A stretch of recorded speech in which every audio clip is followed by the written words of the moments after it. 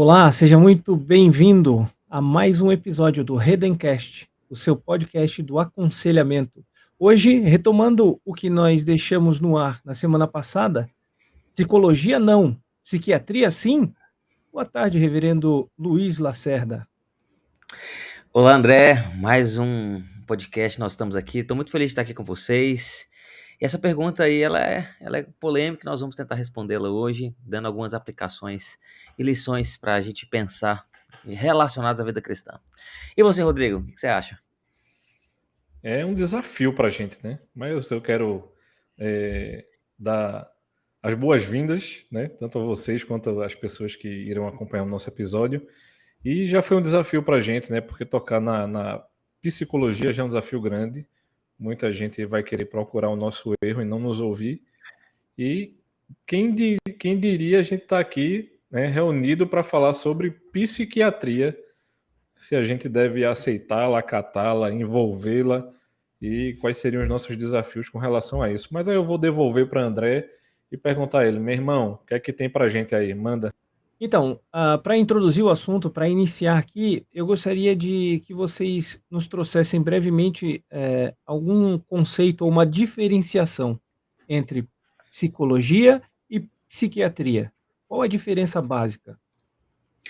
Olha, as diferenças, elas podem ser basicamente três, né? Primeiro, a formação, depois a área de atuação e, em terceiro lugar, a abordagem. Deixa eu começar pelo começo.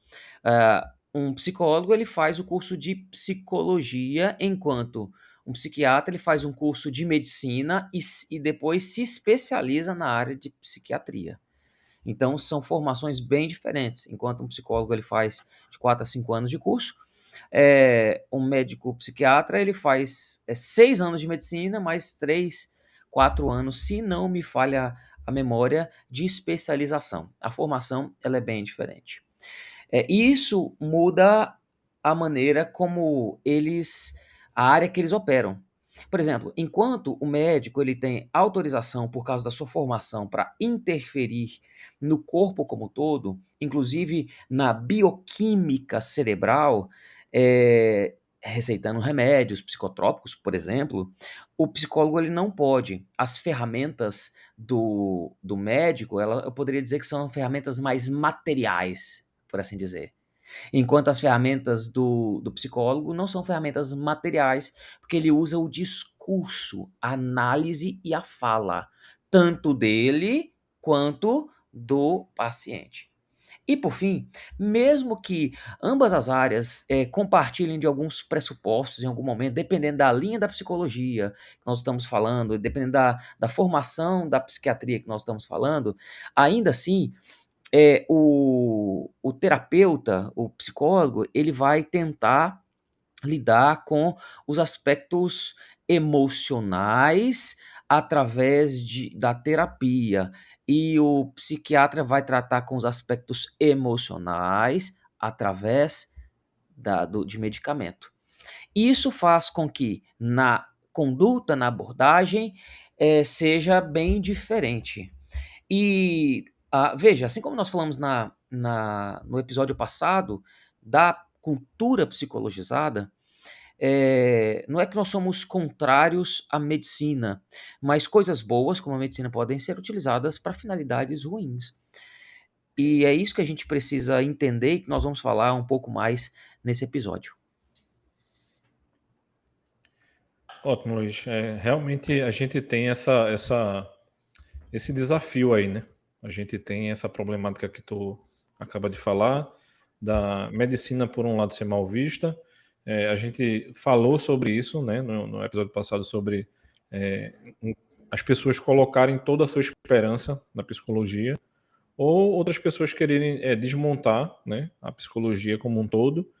E muita gente, quando pensa em aconselhamento e joga a bola para que a gente converse sobre essa temática, é como se a gente fosse novamente, né, ter esse desejo de querer desmontar a psiquiatria, as coisas que são envolvidas aí. E como você bem disse, a gente não tinha esse objetivo. Mas a gente sabe bem que André tem outras perguntas aí, vai poder ir direcionando as coisas para a gente. Eu não vou nem esticar muita corda aqui para ele poder ir dando o trilho para a gente. Vai, André, o que é que tem mais para a gente? Pela apresentação que vocês fizeram, deixa eu ver se eu sintetizo para ver se eu compreendi para nós seguirmos adiante.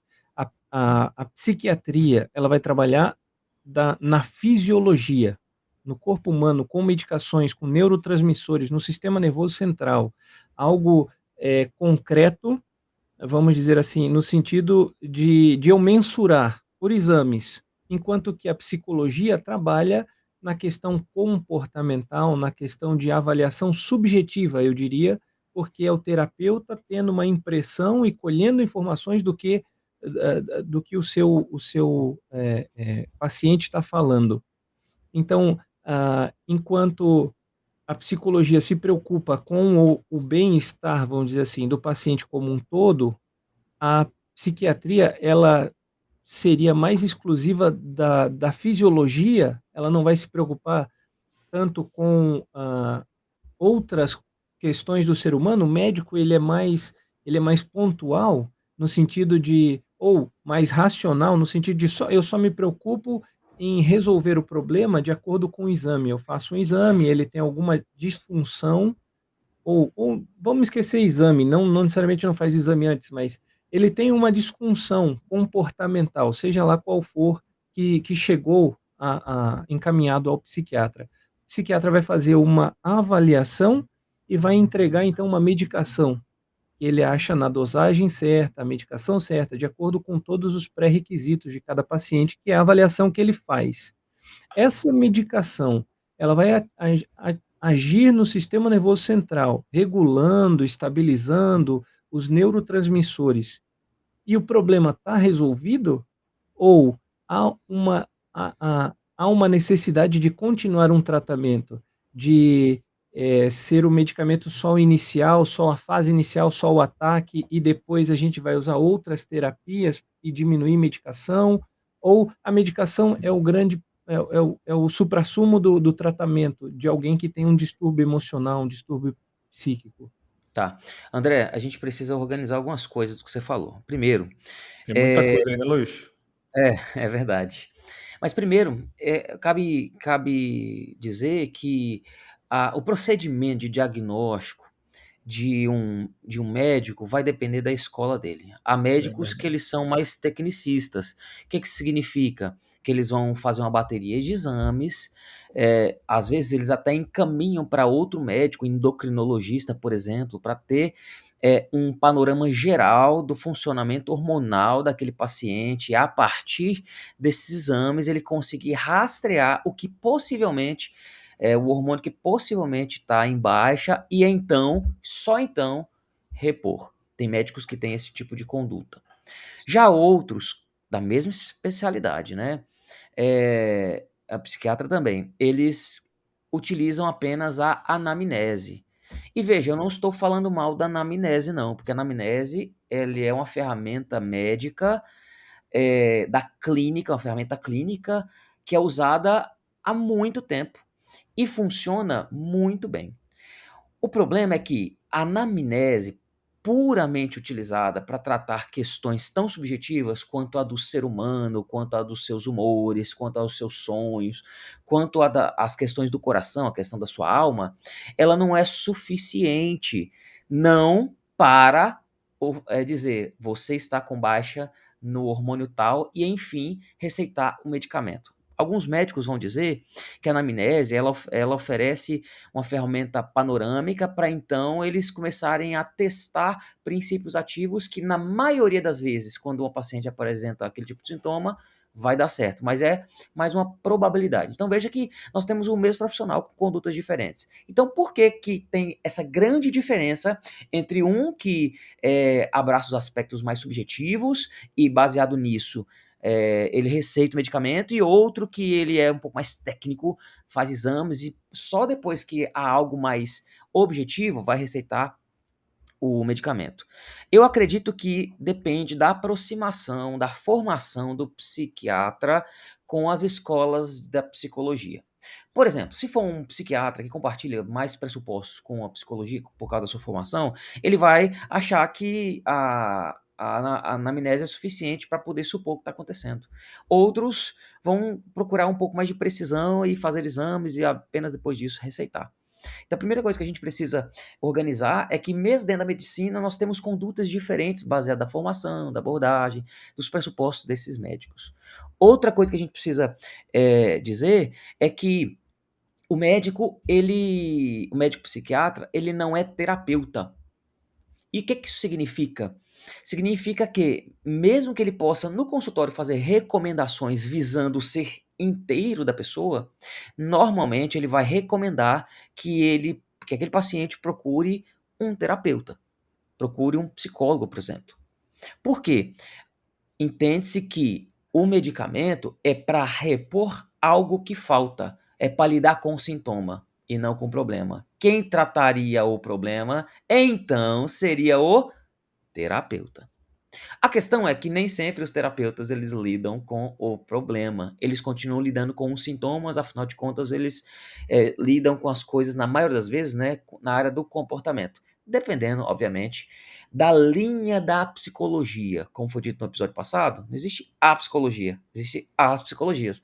Por exemplo, a linha cognitivo-comportamental vai lidar muito mais com estímulo e resposta da pessoa. Então, vai lidar com a maneira como a pessoa recebe essa resposta, os estímulos e reage àquilo. Então, vai lidar com a face comportamental, com a última camada. Mas nem sempre vai descer isso para o coração. Outras ênfases, outras linhas da psicologia vai lidar primeiro com o passado e a construção da pessoa histórica que fez ou explicaria ela agir como age, e por aí vai. Apenas essas duas definições já organiza bastante as coisas na cabeça da gente, para mostrar que, primeiro, a gente não é contra a conduta médica, nem contra medicamento em si, mas nós somos contra a abordagem de alguns médicos que têm uma cultura de medicamento, e dos próprios pacientes, dos pacientes que querem tomar medicamento ao invés de investigar mais profundamente o que está acontecendo, porque o que ela reclama, normalmente é só sintoma, não é problema. Essa questão da automedicação é muito complicada para a gente, né? Porque é um problema para a gente como conselheiro, é um problema para o médico que está acompanhando, às vezes o terapeuta não sabe o que está acontecendo, mas é inevitável a gente não falar disso, né? Depois dessa explicação do Reverendo Luiz aí, e não tocar um pouco no assunto de que um dos grandes desafios da psiquiatria é que algumas coisas não são tão claras, né? Alguns exames não vão dar tão definidos, e muitas vezes eles estão trabalhando com comparação ou somando medicamentos. E aí existe um pouco de teste, e como o bem falou, vai ter também a questão de qual escola, de qual linha ele vai seguir. Eu diria que existem algumas linhas hoje que são menos medicamentosas e que têm aberto mais as vistas para que o paciente seja mais ouvido, e os médicos se utilizam até de uma expressão, né, uma medicina mais integrativa. Então, eles tentam enxergar um campo de visão, né, o que está acontecendo na vida do paciente de maneira maior. E aí, associado a isso, eu acho que André falou alguma coisa em relação à alma. André, volta aí com essa questão para a gente, por favor. Foi o reverendo Lacerda, desculpa, reverendo, ele tocou ele disse que alguns terapeutas ou psiquiatras, eles fazem a anamnese e procuram mais entender as questões da alma e entender o ser humano como um todo e não só os exames, né, não só biologicamente falando. Eu antes de nós começarmos aqui, eu estava lendo algumas reportagens e artigos e tal, e alguns dados me chamaram a atenção. Um deles é que de 2017 a 2019 houve um aumento de 79% no uso de psicotrópicos ou na prescrição de psicotrópicos. E de 2009 a 2021, que foi o tempo da pandemia, houve um aumento de 29% de casos e sendo tratados também com medicação. É, Essa questão da alma, de problemas da alma, e uma observação que eu fiz lendo todos esses artigos é de que todos eles tratavam da questão comportamental. a pandemia trouxe muitas mortes e as pessoas sofriam por causa das mortes, elas sofreram ou ficaram isoladas e por falta da vida em sociedade, da socialização, elas ficaram deprimidas. Enfim, eles foram elencando vários elementos, principalmente da pandemia, que causaram esse aumento nos transtornos. Mas, no entanto, eles resolvem tratar com medicação. Se o problema foi a pandemia, o isolamento, a perda de entes, isso não é algo relacionado, como o reverendo Lacerda colocou aqui, à alma, e como que a gente vai tratar alguma coisa da alma que foi de sentimentos, porque foi uma perda de um ente querido, ou foi o distanciamento da sua família, como que a gente vai tratar isso com medicamento? Eu acho que é aí que nós temos uma diferença da psiquiatria para vocês, eu vou dizer nós, né, que somos aconselhadores. André, eu acho que é importante a gente organizar algumas coisas. Primeiro, a própria psiquiatria tem dificuldades de lidar com a relação dos hormônios com o comportamento das pessoas, porque médicos vão dizer que eles pegam pacientes que sim estão com baixas hormonais e que, segundo os níveis objetivos que foram colhidos em exames, não era para aquela pessoa sequer levantar da cama. Contudo, mesmo que ela tenha aquelas baixas hormonais, você olha para a vida dessa pessoa e ela não reage com depressão, nem reage com tristeza profunda, nem reage com apatia. E olha que coisa interessante, o corpo dela, ainda com as baixas hormonais, ela tem uma disposição diferente mesmo diante dessas baixas hormonais. E nós temos pessoas que, objetivamente falando, ela tem todos os hormônios em ordem e ainda assim apresentam sintomas como se não estivesse, como se tivesse algum desarranjo hormonal. O primeiro desafio que a gente precisa lidar é com a limitação da situação atual da psiquiatria. Médicos mais honestos, eles vão dizer que em algumas situações eles simplesmente não sabem. E eu não acho ruim isso. Eu acho que é honesto e bom nós chegarmos à conclusão que para os problemas da humanidade, para os problemas do coração, para os problemas da vida, e para os problemas do corpo humano, a gente não sabe. Como que alguém que é normal fisiologicamente falando, hormonalmente falando, reage como se tivesse um grande desarranjo? Em contrapartida, outras pessoas que tinham tudo para estar em pose fetal em cima de uma cama, mas reage com otimismo, com força, cumprindo com as suas responsabilidades. Isso não é algo que foi definido. Mas o que se criou foi uma cultura medicamentosa. E é aí que é o problema. O que é essa cultura medicamentosa? A cultura de que os medicamentos que deveriam ser utilizados para casos específicos e para ajudar uma pessoa a passar por um período específico de baixa hormonal, e então ela, depois que passar por esse tempo, ela ser desmamada, esses medicamentos que deveriam ser pontuais, eles passaram a se tornar culturais. E tem uma grande diferença entre algo pontual e algo cultural. Algo pontual é você usa para lidar com isso. Algo cultural é que você usa para lidar com qualquer coisa.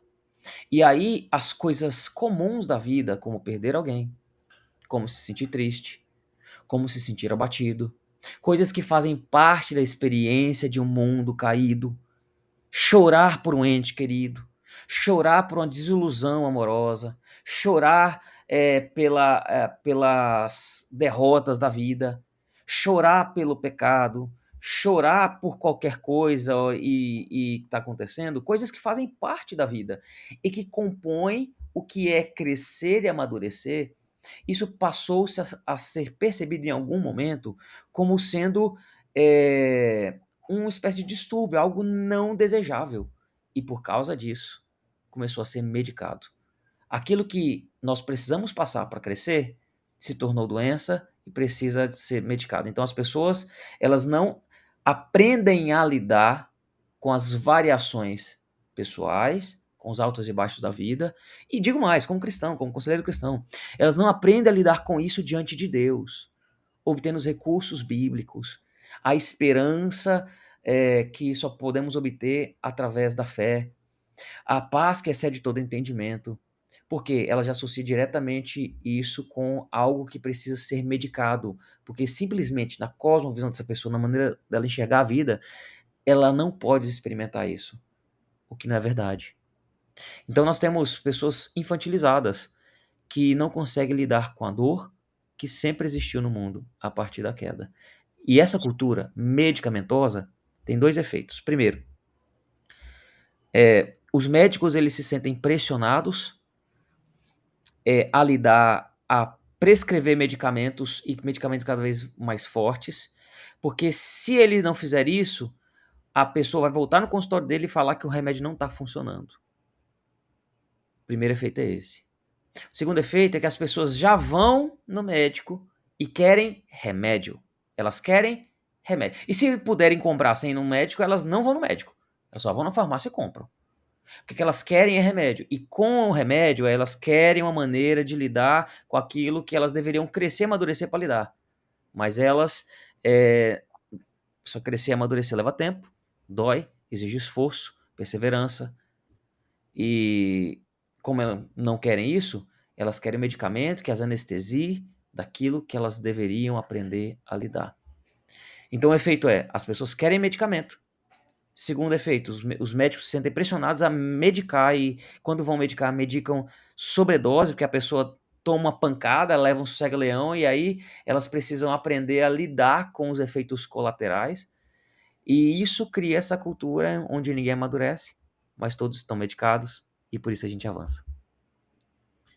Muito bem, eu queria chamar para conversa aqui o reverendo Jonatas. Reverendo Jonatas Abdias chegou agora. Reverendo, bem-vindo. Obrigado. E eu já vou lançar para o senhor a pergunta, já chega respondendo, reverendo. Eita, vamos lá. Como é que a gente vai fazer para tirar a pessoa da medicação?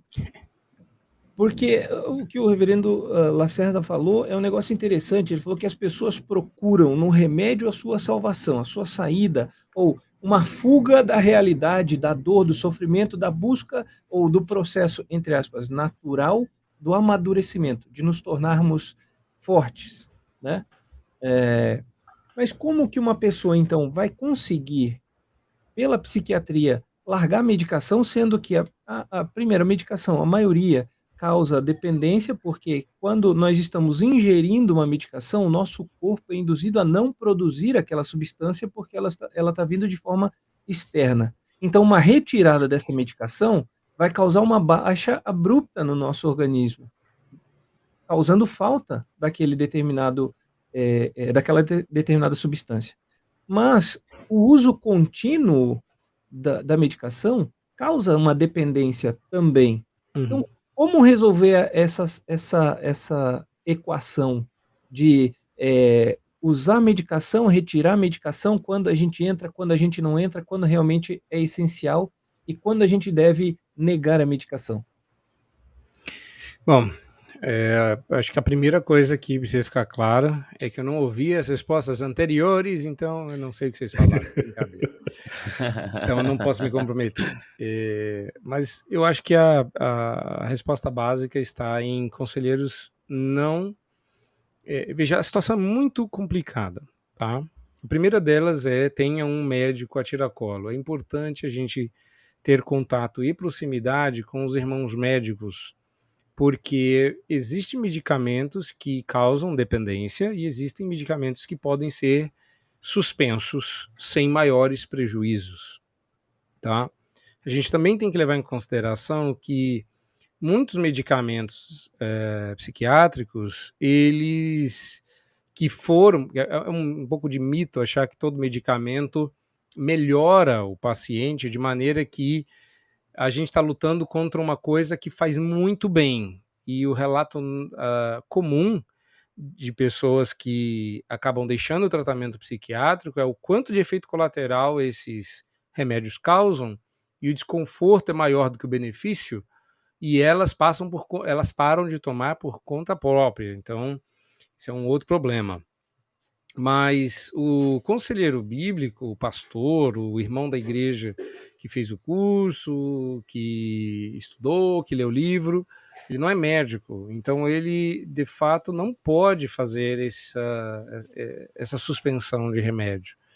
O ideal é a gente ter esse vínculo de parceria para poder encaminhar os nossos aconselhados a um médico que tenha um mínimo de treinamento em aconselhamento, uma boa teologia e seja de nossa confiança, e que saiba que a gente está encaminhando ele para uma reavaliação do uso do medicamento, com vistas a que ele pare de tomar, tá?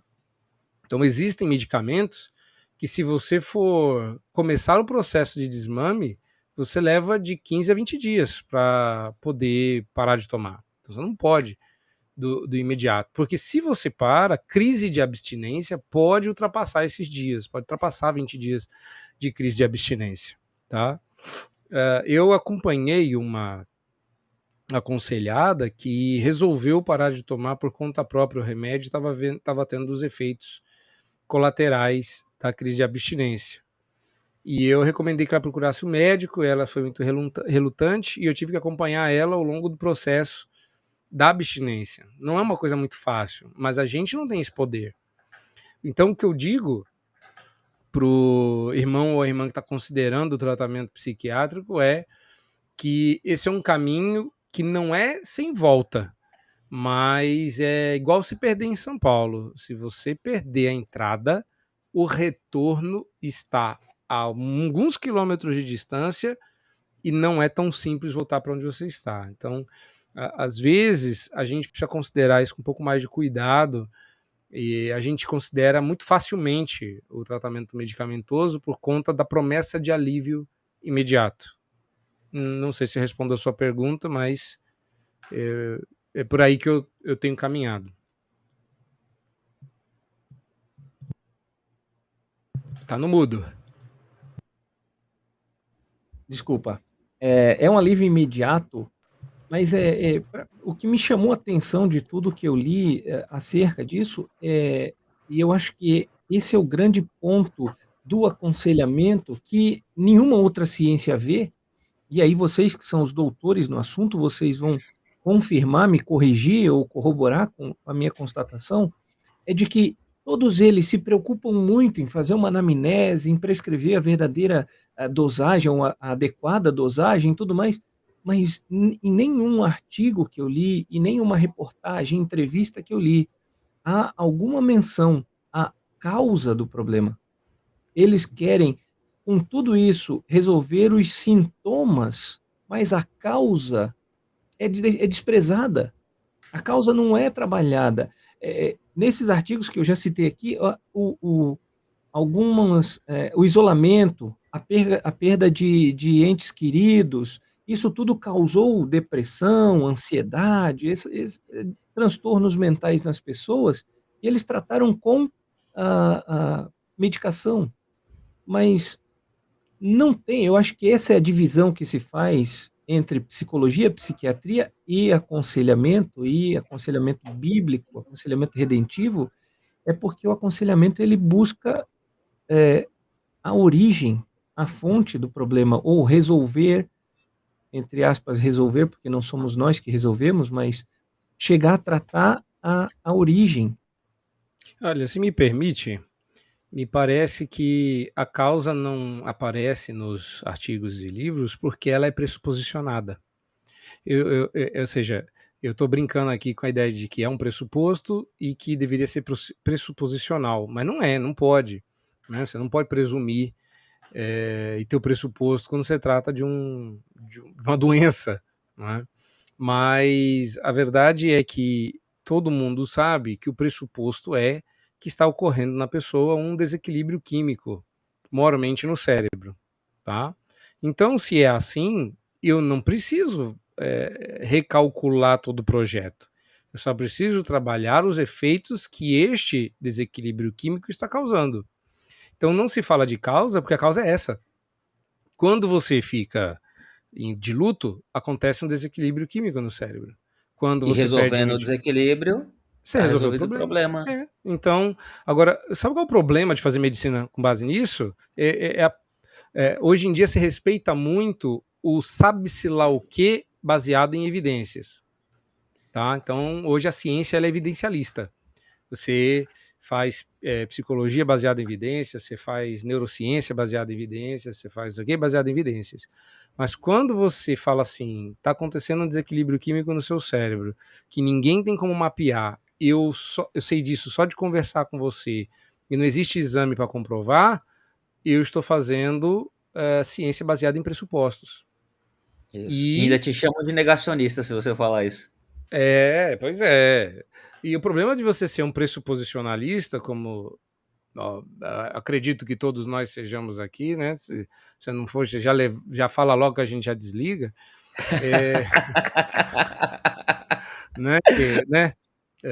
A nossa linhagem, a nossa nobre linhagem de Van Til, passando por Schaeffer, Vadislau, tem que trazer alguma coisa de pressuposicionalista, né? Mas se a questão é pressuposicional, então não está em xeque uma abordagem científica ou não. Está em xeque uma abordagem filosófica ou não. E aí a pergunta é qual é o pressuposto e se esse pressuposto se sustenta à luz de coisas que avaliam pressupostos. E ciência não avalia pressupostos.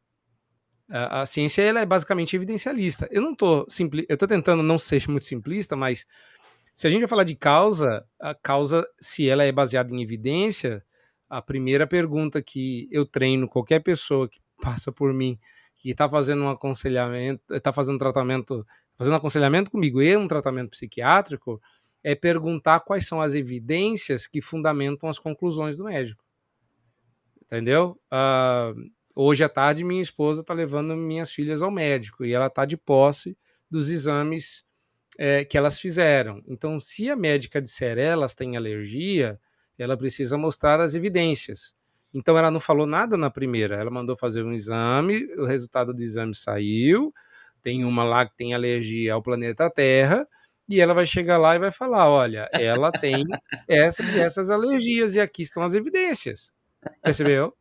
Agora, se ela parte do pressuposto que a pessoa tem. Quer ver uma outra coisa? São 2 filhas que a minha esposa está levando ao médico. Uma delas, pelos exames, é alérgica, a outra não. Olha o perigo de um pressuposto não examinado. Se elas duas. Isso aqui é silogismo barato. Né? Se as duas são irmãs, filhas do mesmo pai, e uma tem alergia, logo. A outra também deveria ter. Exato, mas deveria ter já cuidado de conselheiro.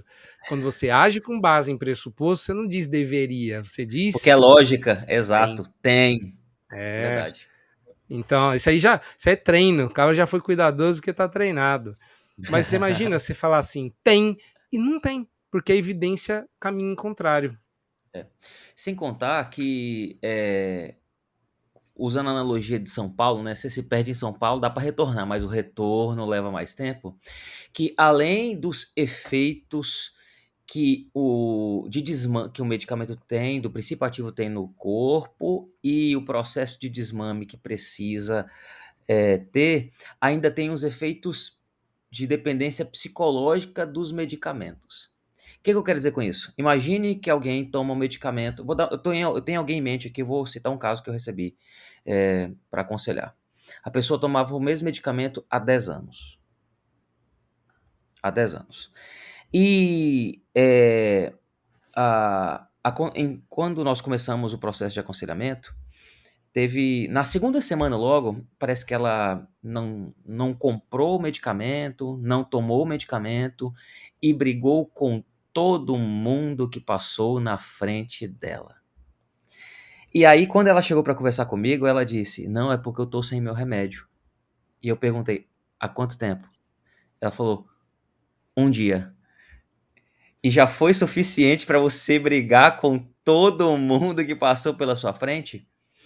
E aí, conversando com ela confessou que bastava ela ficar um dia sem medicamento que ela brigava. E aí eu perguntei assim, para ela: "Você briga porque você não se controla ou você briga porque você sabe que pode brigar sem muitos prejuízos? Afinal de contas, você tem um álibi?" Ela ficou em silêncio e não respondeu minha pergunta, pelo menos não inicialmente. Eu pensei que você ia É... terminar essa história com posição fetal, choro, ranger de dentes, Ou a pessoa estava sem medicamento e brigou comigo, né? bordoada, rapaz. Eu pensei que ele ia contar outra história. Mas o meu mas o meu ponto é que, há muitas no caso dessa pessoa, eu recomendei que ela procurasse um médico, e esse médico, depois de fazer alguns exames, olha só, exames, notou que com o medicamento e sem o medicamento, que ele teve esse cuidado de fazer teste com o medicamento e depois fazer outro teste. Depois de ter desmamado ela do medicamento, os níveis hormonais dela eram exatamente os mesmos. Logo, ela agia como agia não por uma resposta fisiológica, mas por uma resposta intencional do coração. Mas alguém poderia dizer, né? Não, mas e o processo de desmame? É difícil. O médico fez um exame intermediário também. Há 10 anos que ela toma medicamento. O corpo dela já metabolizava isso como se fosse açúcar que você que você come numa bala ali e vai para cima. Porque já estava acostumado com aquele medicamento. Então, ela era dependente psicológica. Ela achava que o medicamento era que segurava ela na coleira, quando na verdade não era. Eu tava pensando em outra coisa, que é o que eu pensei que você ia contar, na verdade. Por um outro lado, a gente tem as pessoas que já. Vamos supor que a medicação foi útil. Ou que mesmo que não tenha sido útil, a pessoa está estável novamente. E que o médico pode sugerir a ela o desmame da medicação. Então vamos supor que ela não cometeu o disparate de achar que consegue fazer esse desmame aí e tá tudo bem. Aí o médico diz assim, o conselheiro pode até dizer, eu acho que você está bem, eu acho que você poderia conversar com o seu médico, converse com ele para saber se você consegue fazer esse desmame aí, se já não é o momento. E eu já cheguei a conversar com algumas pessoas que, como o Luiz falou aí, já tomam medicação por um bom tempo. E pense por um tempo aí, meu amigo, sei lá, passou para mim de mais de um ano já é um bom tempo, né? Mas a gente sabe que tem gente que tem bons anos aí de medicação. Mas aí a pessoa chega para dizer assim, vamos fazer o desmame? Ela entra em parafuso novamente. Porque aquilo ali virou uma muleta. Isso. Então a gente tem esse outro lado, né? Uma analogia que é interessante, talvez, é que sai um estudo, não tem a ver, mas eu vou fazer uma relação. Sai um estudo lá nos Estados Unidos que cada vez mais cedo adolescentes tomam drogas estimulantes sexuais. Elas não precisam, mas com medo de ter mau desempenho, eles tomam medicamento. E veja só, depois disso eles não conseguem se relacionar ou se excitar sem o medicamento. Por quê? Não porque eles precisam do medicamento? Não, porque eles têm medo de se aproximar de uma relação sem o medicamento. Um médico fez uma experiência de dar placebo para esses mesmos jovens e adolescentes que estavam acostumados a tomar toda vez que iam se relacionar sexualmente.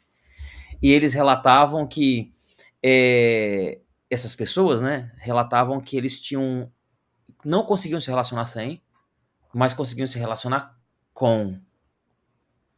E agora pega essa analogia e aplica para alguns medicamentos psicotrópicos em que as pessoas têm uma dependência psicológica. Acontece a mesma coisa. Porque ela se sente dependente psicologicamente disso. Então dá para retornar, mas o retorno envolve muitas outras coisas, porque aí já envolve a parte do coração. Não é mais apenas a fisiologia, mas também o coração. E veja, eu não falei que não tem a parte da fisiologia, falei que não é apenas a fisiologia, é o coração. Reverendo Lacerda falou sobre adolescentes que usam estimulante sexual, e a minha pergunta é, porque há dados, eu não sei agora citar os dados precisamente, mas há pesquisas e estatísticas mostrando que o uso de medicamento em crianças, ou a cada ano que passa, a introdução de psicotrópicos às crianças, ela é mais cedo, ela começa mais cedo. Isso, qual é a consequência que isso vai trazer no futuro próximo, no futuro imediato, para a família, para os pais, e como nós, conselheiros, vamos auxiliar?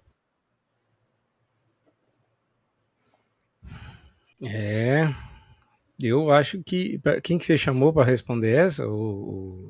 Deixei Ninguém no ar. foi. O Rodrigo? Todo O mundo Rodrigo puxou o ar foi? aqui, respirou fundo e fez, né? Ficou e prendeu, né? Nem soltou.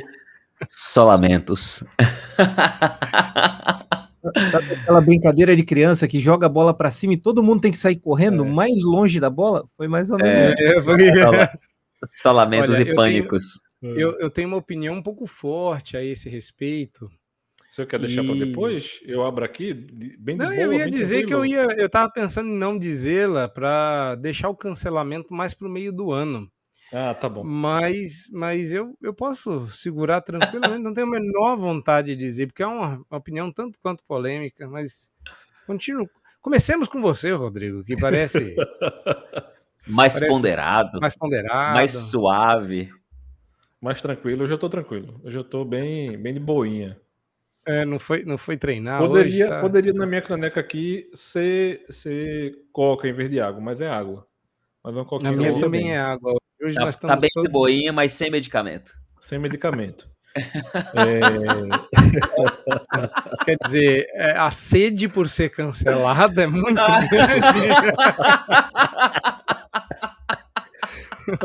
Vamos pôr uma pílula nessa conversa, né? Mas é triste, é triste. A gente tá brincando aqui, mas ver não somente adolescentes, mas crianças sendo diagnosticadas cada vez mais cedo, e muitas vezes não é assim um super problema, mas é simplesmente porque o pai está enlouquecendo e pedindo e acha que aquela criança precisa de medicação. Porque o que é mais fácil? Vamos pensar num caso mais simplório, que vai dar cancelamento e treta da mesma maneira, mas eu acho que a gente precisa tocar nesse ponto.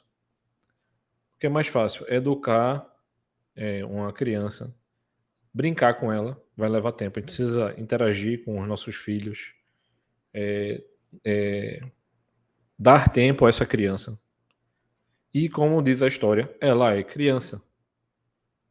Ou providenciar, como diz a gíria, um negocinho para ela ficar mais tranquila. Então, assim, as discussões são inúmeras. A gente sabe que tem alguns profissionais sérios tratando do caso, mas independente da seriedade,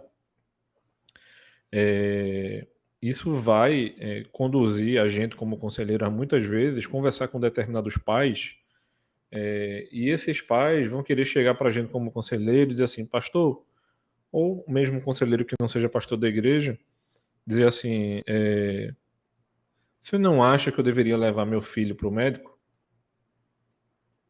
Aí a gente se assusta, né? Por quê? O que é que seu filho tem? Por que você está pensando em levar para o médico? Ele vai dizer assim, não, porque eu acho que ele tem alguma coisa. Aí já começa o doutor Google mostrando àquele pai que o filho dele tem alguma coisa. Ele nem levou para o médico, nem fez nenhuma pesquisa séria, nem nada. Mas por quê?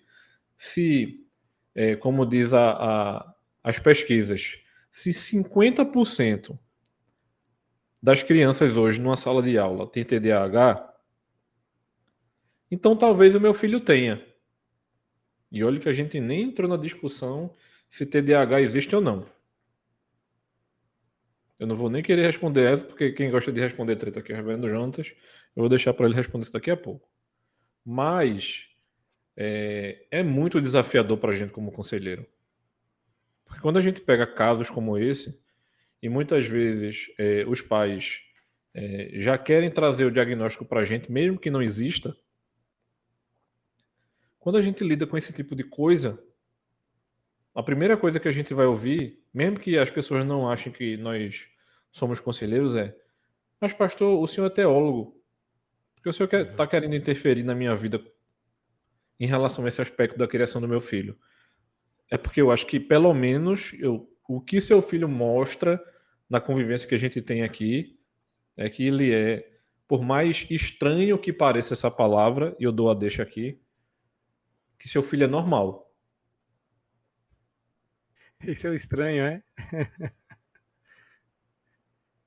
Vou te dar uma má notícia, né? Seu filho é normal. É normal. Ou como diria o reverendo Vadislau, né? Não, meu filho é normal. Como diria o reverendo Vadislau, o melhorzinho baba.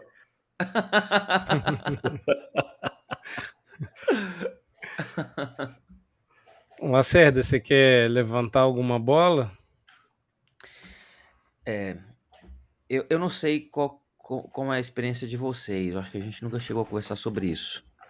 Mas como aqui na igreja, eu trabalho diretamente com os adolescentes também, além da igreja inteira, é muito comum adolescentes já chegarem com a mentalidade formatada de que os filhos têm algum dos três, viu? Eu acho que é os três cavaleiros do apocalipse da adolescência, que é os transtorno de déficit de atenção,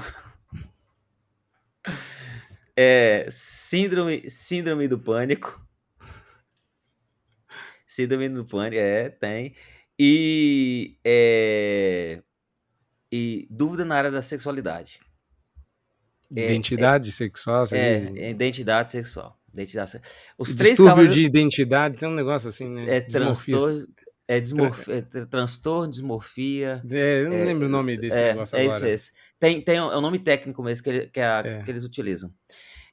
Os três cavaleiros do apocalipse são esses. Então, quando um pai vem conversar comigo para falar, já que a gente está falando em transtorno de déficit de atenção, por exemplo, ele já vem com a mentalidade formatada de que o filho tem isso e que ele precisa de algum medicamento para estabilizar o seu humor e para aumentar a atenção e tudo mais.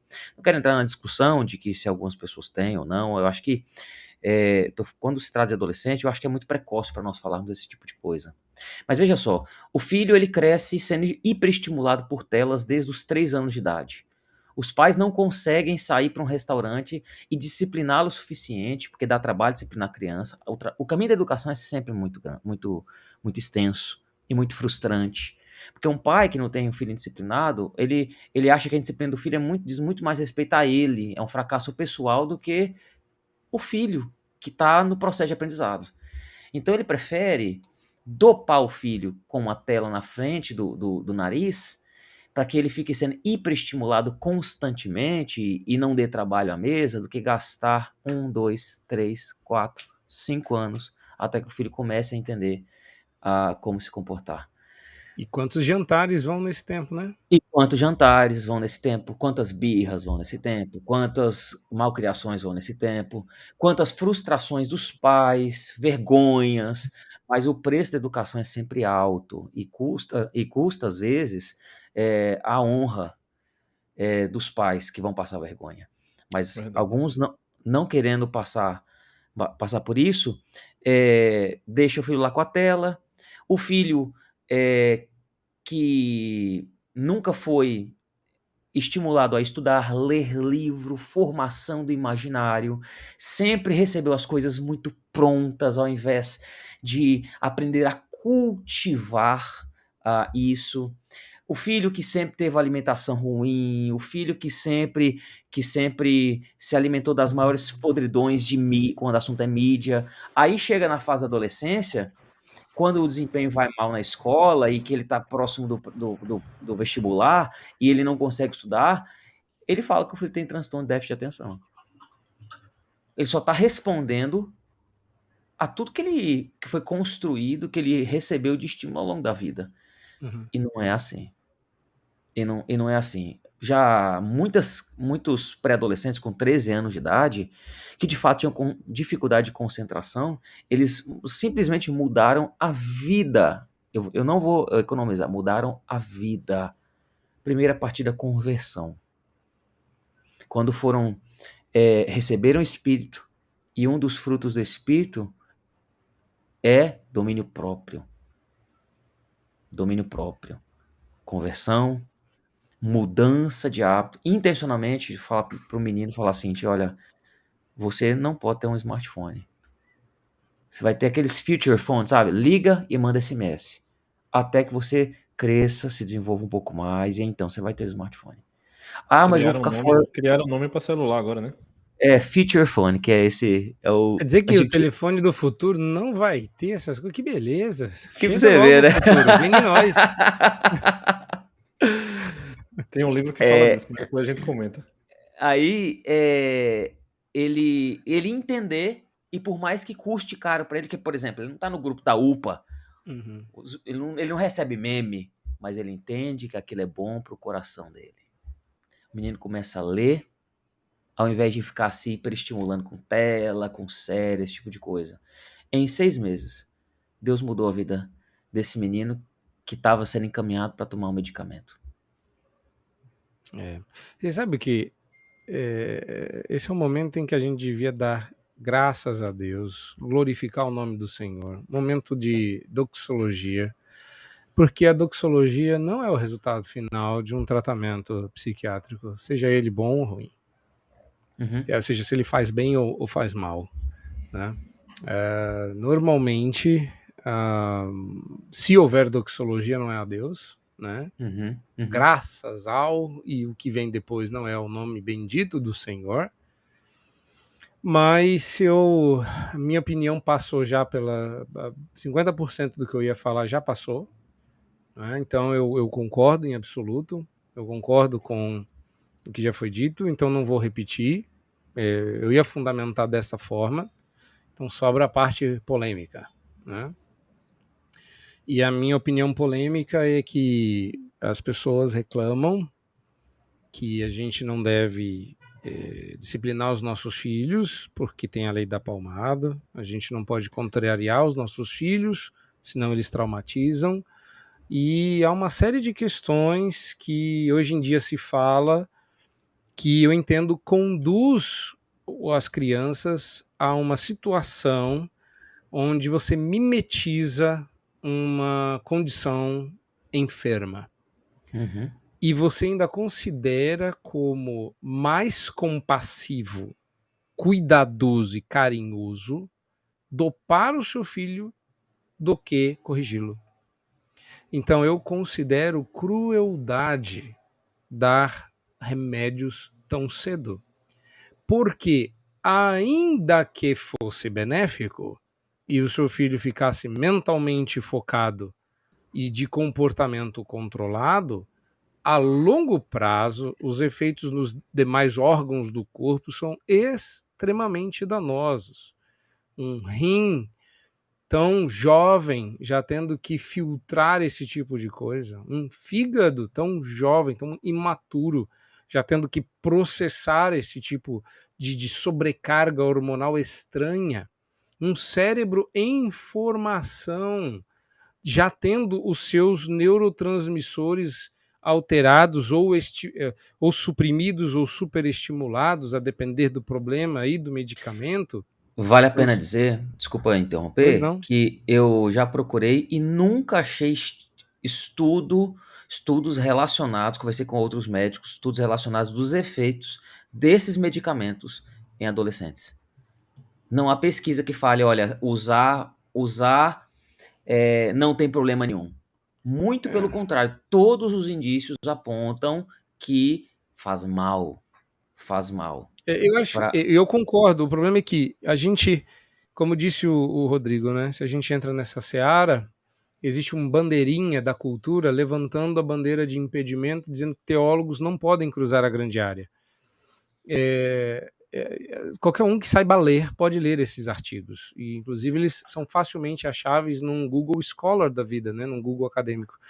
O meu ponto é naquilo que nós, em termos de paradigma, estamos considerando formas de amor e carinho e aquilo que a Bíblia diz que é um ato de amor e carinho. Entende a diferença? A gente acha, a gente está experimentando coisas novas e julgando que XYZ é uma forma de carinho, quando a Escritura diz que o pai que ama o seu filho o corrige. Tá lá, claro isso. E isso é cansativo, frustrante, como você colocou. Então, a minha opinião é que a gente não deveria passar perto de considerar uma coisa dessa. Crianças deveriam ser saudáveis. E a menos que haja evidência em contrário, você não deveria considerar uma criança doente. Então, alguns pais consideram uma vitória o diagnóstico precoce. Ou seja, meu filho foi diagnosticado com tal transtorno já aos 4 anos. Olha, eu vou dizer para vocês, se você conversar com a minha mãe, eu acho que ela vai dizer que eu tive transtorno para bem mais que 4. Entendeu? Agora, se brincar até hoje, né? Minha mãe acha que até hoje estudar demais é um transtorno na minha vida. Ela ia dizer que você é coisado. Agora veja que a gente sabe, irmãos, crianças que tomam por necessidade, por doença mesmo, tomam muito antibiótico na infância, tem problema com os dentes. Por exemplo, antigamente, né? Os antibióticos eram muito mais fortes, diferentes, menos filtrados, etc. Ou seja, se um remédio que todo mundo sabe, que as evidências são massivas e sobejas, que faz bem e que cura, salva a vida da criança, tem um efeito colateral a ser considerado, imagine os outros, que a gente fica aí na dúvida se são mesmo tudo o que dizem ser e se fazem tudo o que prometem fazer. Não, é difícil entrar nessa seara, mas a minha opinião é que ninguém deveria se congratular de precocemente achar um diagnóstico para já manter os filhos dentro, sob controle, porque a gente está trocando a correção física, que é dolorosa, pela correção química. A gente está castrando comportamentos quimicamente. Eu não penso nem somente disso, eu penso de a gente não querer gastar tempo fazendo isso. Não é somente o trabalho, é porque demanda tempo. É que nem quando a gente chega para um irmão na igreja e diz assim, mano, eu tenho como ajudar você, mas não vai ser numa conversa, não. Tipo assim, meu irmão e minha irmã, pesquise, vá procurar saber o que acontece. Antes de ir levar seu filho, ou até você próprio, ir num consultório, e na primeira consulta já sair com a caixa de remédio. Não é assim que a coisa acontece. Eu estava ouvindo vocês e eu estava pensando. Alguns pais, eles preferem diagnosticar o filho do que gastar o tempo, anos, talvez a vida, para discipliná-los. Talvez assim eles vão se tornar pessoas mais controláveis, mas a Bíblia fala que é exatamente o contrário. Por exemplo, já que nós não somos teólogos, eu lembro lá de Efésios 6,4. E vós pais, não leveis vossos filhos à ira, mas criai-os na disciplina e na admoestação do Senhor. O contrário de criar na disciplina e na admoestação é levar os filhos à ira. Então, se você não disciplinar, e ali tem uma dimensão física, mas também não tratar o coração, que é a dimensão bíblica, subjetiva, né, que você vai lá e conversa com o filho, não apenas poda o comportamento negativo, mas entende as motivações ao admoestá-lo ali na palavra, no Senhor, como diz o texto bíblico, certamente você vai levar o seu filho à ira. Então, com medicamento, sem medicamento, se não criar e admoestar o filho, ele vai se tornar incontrolavelmente irado. Essa ira pode se tornar violenta? Pode, mas às vezes ela se torna como amargura que se manifesta de diversas maneiras, e aí não tem remédio que resolva.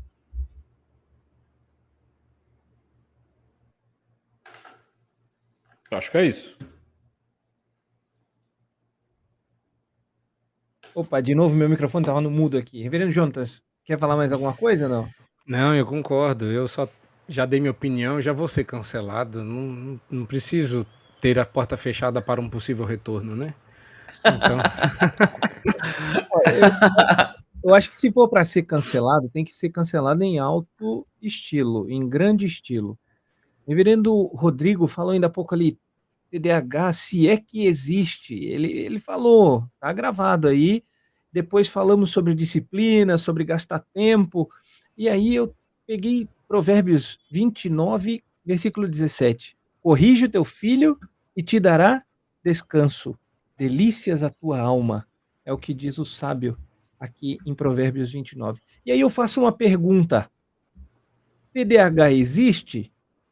E se existe, as crianças hoje têm TDAH ou têm falta de disciplina? Mas, como sempre, nós não vamos tratar sobre isso hoje. Fica no ar essa pergunta para que semana que vem ou no próximo episódio nós tratemos sobre isso. TDAH existe? E se existe, é realmente o diagnóstico das nossas crianças ou anda faltando disciplina? Fica aí a pergunta. fica aí a pergunta, né? Eu Fica aí. pensei que André queria que a gente Só respondesse empurra a agora. gente pro buraco, cara. Não, Eu ia não dizer, foi calma. Não é para responder agora, não. Deixa no ar, deixa suspenso aí. Passo a palavra agora para o reverendo Jonatas para se despedir. Vamos encerrar hoje aqui. Encerramos com essa dúvida, essa pergunta no ar. Então, passo a palavra ao reverendo Jonatas para encerrarmos, caminharmos para o fim aqui. Pois é, gente, foi uma alegria, uma pena que eu não consegui participar de todo, mas espero ter contribuído aqui para tornar mais claro esta questão. Espero também que você considere procurar sempre e, em primeiro lugar, orientação divina e procurar orientação do seu pastor ou do seu conselheiro bíblico, porque a alternativa ela pode ser mecânica, manual e até mais cansativa, mas ela é a alternativa correta e, sem sombra de dúvida, a alternativa abençoada. E a gente espera, como a gente viu aqui alguns casos relatados, que a sua experiência seja essa de glória e que Deus restaure a sua vida através dos caminhos que Ele mesmo propôs em sua palavra. Deus abençoe. Até a próxima. Gente, é uma alegria muito grande estar aqui com vocês mais uma vez. É uma pena, reverendo Jonatas, só ter conseguido entrar no meio do episódio, mas já brilhantou aí com a gente. Eu pensei que André queria que a gente respondesse agora. Eu disse, mano, tu vai gerar um outro transtorno. Já apanhar das esposas da gente tudinho, se a gente começar aqui uma outra história. O transtorno é outro para isso. A gente vai ter que inventar uma lei. Não vai ser nem Maria, né? Devia ser João. Aí só não sei qual é o sobrenome da lei, né? Para quem apanha da mulher. Mas enfim. A gente tem um privilégio muito grande aqui de poder conversar sobre essas questões que pra gente são caríssimas. E, mais uma vez, relembrando a vocês, se você ficou com a gente até aqui, isso aqui pra gente é muito mais do que simplesmente conversar se deve se tomar remédio ou não. Se você deve ir pro psiquiatra ou não. Como o Luiz falou agora no final, a gente não está querendo minimizar a questão nem do seu filho nem da sua família. A gente acredita que Cristo realmente ele pode trazer não somente o benefício da salvação, mas o benefício de uma vida com Ele. E se a gente acredita nesse Redentor, a gente acredita que Ele pode fazer muito mais coisa do que muitas vezes a gente imagina e tenta minimizar o Evangelho. Então, um dos nossos grandes desafios aqui como podcast é que você, meu irmão e minha irmã, não diminua a obra do nosso Redentor. E é com isso que eu quero encerrar e já passo para Luiz. Eu sei que em alguns momentos nós falamos de coisas sérias e brincamos, mas não é para nós satirizarmos a dor de quem nos ouve, jamais. Nós não queremos ser insensíveis aqui. Mas talvez o tom e as risadas seja para nós tornarmos mais palatável aquilo que é tão indigesto no que a gente está falando. E a gente também não quer criticar aqueles que estão passando pela experiência do medicamento, nem nada disso. Mas nós queremos oferecer esperança.